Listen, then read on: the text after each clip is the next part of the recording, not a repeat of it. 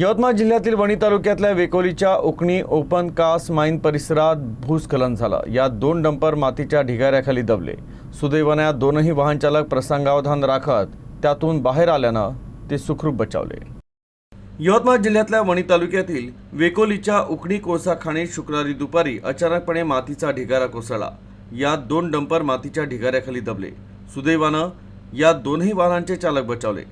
मिळालेल्या माहितीनुसार वेकोलीच्या उकणी खुल्या कोळसा खाणीत दुपारी 2 वाजताच्या सुमारास भूस्खलन होऊन गाळयुक्त मातीच्या ढिगाऱ्याखाली 2 डंपर दबले गेले।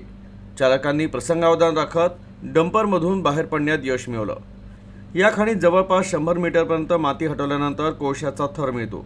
उत्खननामुळे खाणीत प्रचंड खोल खड्डे तयार झाले आहे, तर पंपाद्वारे पाणी बाहेर काढून खाणीच्या वर तयार केलेल्या तलावात साठवलं जातं।